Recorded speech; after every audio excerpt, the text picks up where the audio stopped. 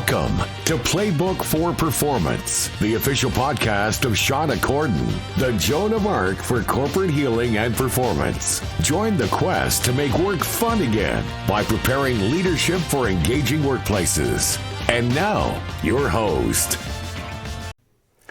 Hello, everybody. Welcome back. We're talking about performance management this week. This is the how to, what to, where to, and responding as a leader to the demands of your team performing. So it's really interesting how this all comes together, because a lot of people think about performance management as this nasty situation where you're overly holding people accountable, they get frustrated, you have to be the bad guy. But really, it's about setting expectations. And when you set expectations properly, everything gets easier.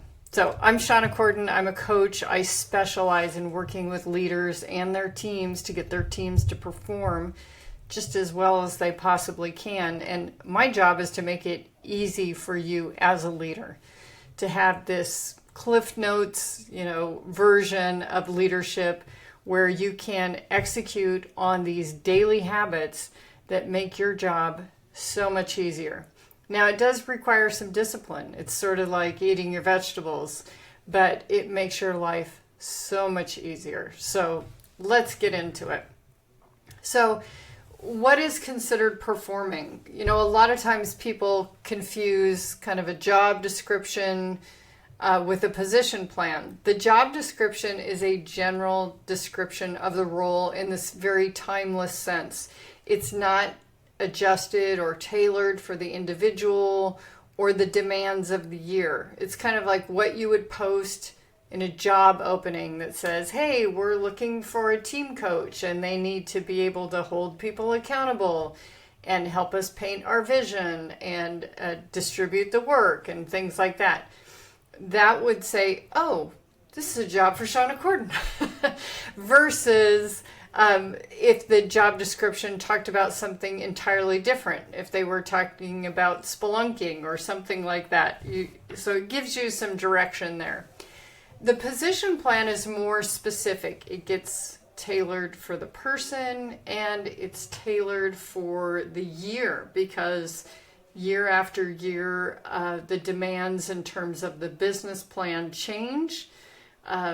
We expect our individuals to grow in terms of their capabilities, and the capacity that they have may vary depending on previous projects that have not yet finished.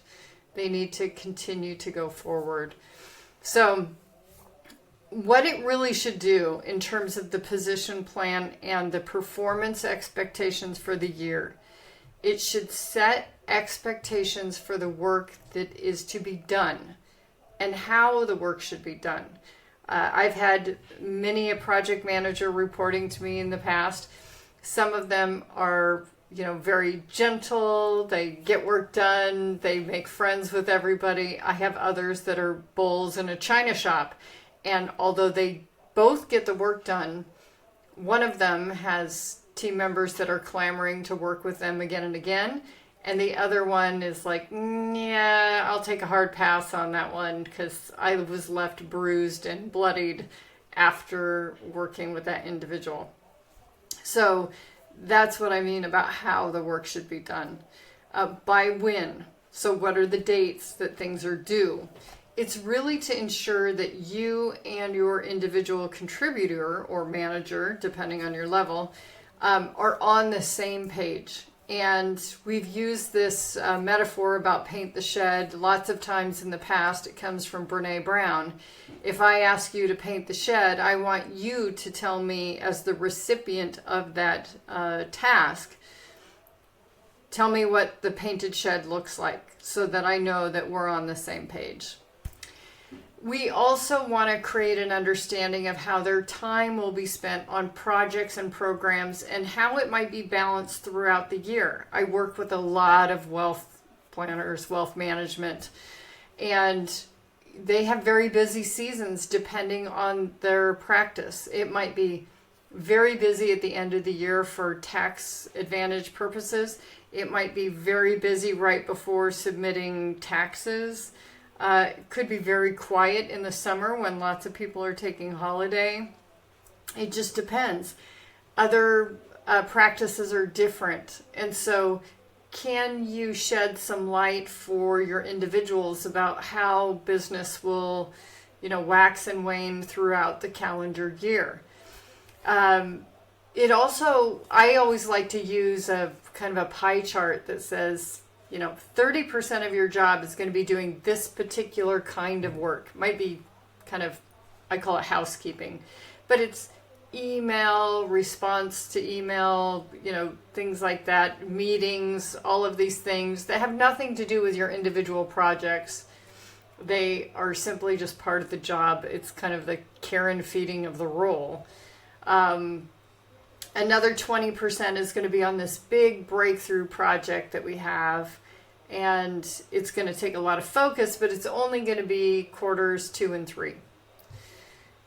You can expect this other wedge to be on and on and on. So it might not be exact, but it helps them plan. It helps them forecast for their own vacation time. It helps them kind of negotiate duties with a partner if they have one and they have children. It's like, hey, I'm going to be heavy on business travel during this time. I'm not going to be so available to do these things. Those things can really help quite a bit. It also defines some development opportunities in terms of I'm growing in my career. These are some things I would really like to learn. Can I be a fly on the wall for this project that's coming up here? Or, we have a brand new member of the team and they're going to need a buddy, to help them along the first 3-6 months that they can go to get help. That's going to take, 4 hours a week. And I want that to be part of your role. I want to allocate that. I want to set the expectation. So mentoring can also be a development opportunity as well. In terms of communicating it, I always like to use the job description as just a general framework where we said, hey, you're going to be coaching a team. These are some of the duties and obligations that come with being a coach of a team. It's attending team meetings, working on communication styles, researching mini trainings that people can do based on gaps of the performance, things like that. So kind of going through that and really outlining what the individual is expected to deliver. For example, I'll pick on my wonderful assistant, Michelle. Producing 1 podcast per week with what kind of measures? We have a goal of, 30,000 listeners a week. We want it edited tightly, but we don't want to exceed more than 5 hours of editing. We want to address any comments in the comment field. We want to secure that thumbs up. It might take some research to figure out what it would take to do that. We want to write it in SMART goals. So when we say SMART goals, we're saying specific, measurable, attainable, realistic, timely. So 1 podcast a week is very specific. The week is the timely piece. It's realistic for her to be able to do it. It's attainable. So all of those things in there. Now, some of these other stats that could be wildly unrealistic. So it's important that the individual come back to you and say, hey, we are a long way from 30,000 listeners a week. Here's my recommendations of things we need to do to get us to that number. Okay. Or, hey, I found this great software that helps me edit the podcasts.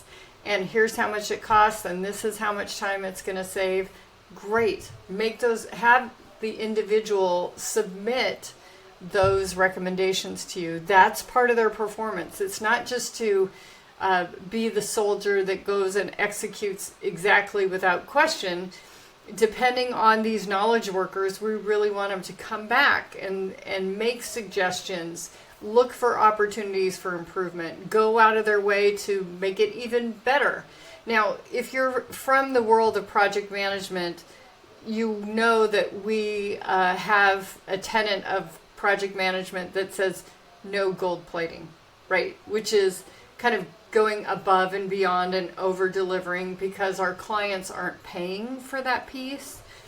And so we want to go back and really make sure that we're just delivering the bare, as conscripted.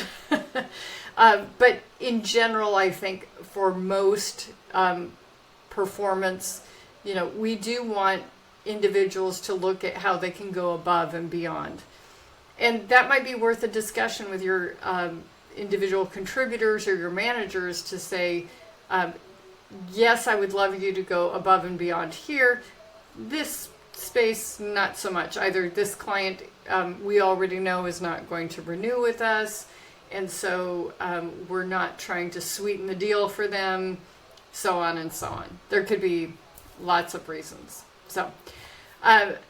So development plans are opportunities to grow their strengths.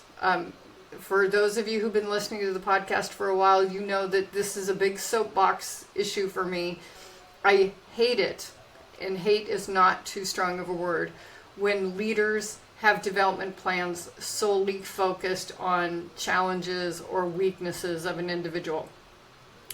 It ignores their strengths atrophy, and it makes the workforce homogenous. So every employee can be an all-star, but the leader needs to recognize the strengths and put together a program that helps enhance those strengths. So if they're a great three-point shooter, keep them working on that and find even more techniques to make their three-point percentage even higher. Okay. The only exception would be if a weakness is threatening performance. So I have had executives in the past who are super smart, good communicators, terrible presenters. They get into the weeds, too much data, backstory, yada, yada. It's like, no, let's get some coaching on this. Let's practice this. And a lot of times it's really because it wasn't a focus. They didn't pay attention to that day in class, and it can be very easily remedied. But if your individual has a weakness that really threatens their performance or their reputation in the workplace, credibility wise, or perhaps they've gotten a bad label, I would address that because it will inhibit their growth in their career. And then the last piece about what we want to communicate is any personal aspirations that can be accommodated. Now, I've coached thousands of leaders, and I can tell you that people's aspirations are often very low. As a coach, I don't have any of those limiting beliefs that they're carrying around. And they will say, well, I'd like to be a supervisor. And, a couple of years, I'm like, what?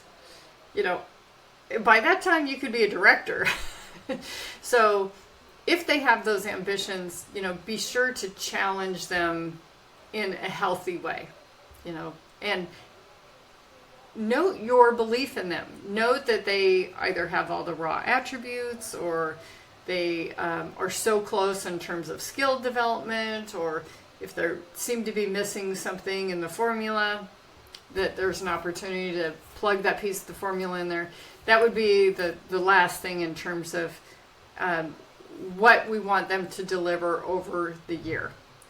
So it's really important that you keep tabs on the progress and do not hurt yourself by saving this till the end of the year and then trying to remember, like, gee, how did they do this year? People do it all the time. Make sure you don't do that. And what I mean by that is, in each one-on-one, just even if it's only a post-it note, make some notes in terms of their individual progress towards the goal, a highlight of how you saw them perform in the last couple of weeks, something unique about them. Often it could be a thing that makes the team better. So-and-so introduced a tool this week that's going to save everybody 5 minutes a day in managing their email. Hey, that adds up. put all those notes in one folder. So have a folder for each individual on your team, whether it's digital, whether it's paper. Just remember, anything digital or anything collective, and I advise this to coaches, you don't want anything discoverable when it comes to confidentiality. So make sure that when you're done coaching a client like that, you're shredding those notes. And I never keep my client notes in a collective notebook where I keep team meetings, because those notebooks are discoverable. So I would say, keep that in mind as you're keeping notes. Quarterly, touch base on the progress of their goals, any new emerging goals that you've added, because as a manager, your job is to catch the work and distribute it. And we all know that at the beginning of the fiscal year, when you inherited the business plan, is not how you ended the year. Projects hopefully will be canceled, new projects will be added, you'll have emerging priorities and so on. So keep all that in mind. Do give them feedback on how they are prioritizing their goals. Is it appropriate? Are they working on their favorites, their pet projects, and ignoring the things that others have dependencies on, or maybe are more important to the organization? Give them some feedback on that. In terms of numbers, are they meeting expectations? Do we need to make some adjustments? Do we need to change our strategy in order to make the numbers? Which of those has priority, the existing strategy or the numbers? So you'll have to play that game as leader. Do notice how they're growing. Verbalize your observations. It could be that they're having more mature thoughts, that they're contributing in team discussions, or they're thinking outside their box and they're acting more as your general counsel, as they should. Do note how they're fitting in the team. Observe if they have really been supporting particular individuals that are weaker in some areas, or if they've been appropriately humble around others who have great strengths. All of those things are really important to make note and give them feedback on. So what do you do if they're failing or falling behind? Number one, I would say assume positive intent. No one plans to fail. The worst it could possibly be would be sabotage. And I've never seen that. Never. So do assume positive intent. My go-to question is to ask, is everything okay at home? There was one time in my career with my team of project managers that every single person on my team had cancer in or around their family. So an immediate family member or an extended family member that was affecting them. And I said, oh my gosh, all of you are trying to be tough and carry this thing on your own. You guys are all project managers. Let's get together and have a best practices session. And so we devoted a whole 2 hours of hey, this is how we manage work and home. These are the things that have worked for me. This is, it was fabulous. And, but, they were all sort of, I don't want to say hiding it, but they were trying to be professional and not share it and then it was such a relief when everybody got it out on the table. So it's always good to ask, without judgment but true concern about them as a person, is everything okay at home? And then the question is, how can you help? Do you need to provide air cover? Do you need to do some introductions? Do you need to grant them some permissions? Do they need tools or training? Do they need mentoring or coaching? Are they just simply overloaded in terms of capacity, or do they not have the capability? Two different things here, right? Sometimes people are overloaded and we need to take something off their plate, or we need to stop doing something. We might need to add more staffing. We might need to transfer a project to another department. And sometimes it's slow going because they're learning something new, and it takes them twice as long as a veteran to do it. And so think about what you can do to help improve their capability, whether it's tools, training, assistance, whatever it might be. And then finally, clarity.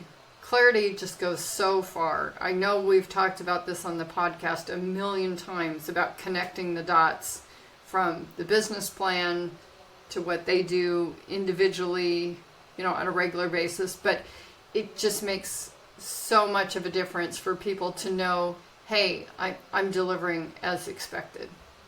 So anything you can do to help, by all means, make those efforts. So some homework for you. If you haven't gone down this road of performance management, here's some tips we really recommend. Number one, SMART goals. That really goes the distance in terms of making sure that the expectations are clear. There's a number, there's a date, it's, how broad it is, what's the intent. Don't forget to include in those SMART goals, here's the current situation that is driving us to this particular strategy. Here is the strategy, and here's the ultimate goal of this effort. I can't tell you how many times as a business planner, we had all of that set up, and they delivered something that was off the mark because they got away from the goal. They got kind of lazy with what it was. So, don't forget that just a few degrees off the mark, you'll end up at a completely different destination. Do have a regular check-in schedule. I'm a big fan of every other week, even if it's just for 5 minutes. Don't miss those meetings. Make sure that you don't go a month or, God forbid, even 2 months before you check in. People need feedback. They need support. They want to know that they're on track. So be sure and give them that. Do develop a plan. If you're new to development planning, I recommend a 3-prong approach. Find someone who does the thing well that you can shadow. Might be from afar. You might be watching a video or a documentary or something like that. Read a book or articles about this topic, and then get some practice. An on-the-job kind of project that helps them practice that, hopefully with a veteran that can kind of oversee what they're doing and give them feedback as they go. So that would be my suggestion in terms of developing a development plan for them.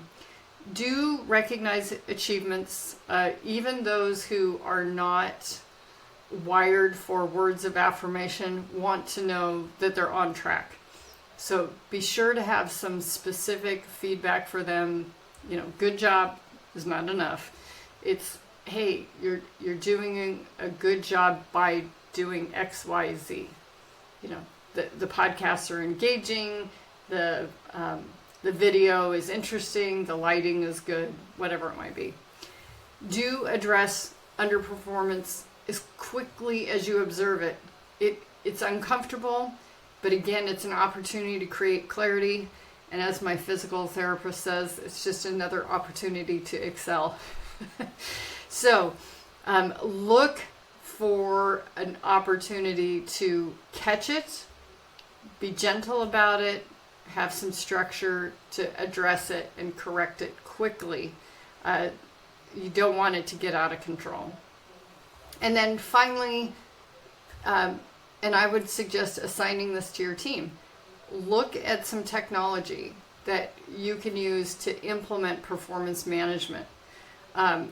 Anything that helps streamline the performance review process. And it could be that you want your team members to write their version of how they're performing, and that you get to validate it and say, yeah, I think I agree with that, or I think you're overestimating your little self a little bit, and here's why. All of those things I think are great things to do. So that's some tips for you homework-wise in terms of what you can do. Next time we're going to be talking about diversity and inclusion. I happen to believe that diversity of thought is one of the most important things that not only enrich us, but also make the best business sense. So we're going to get into that a lot next week.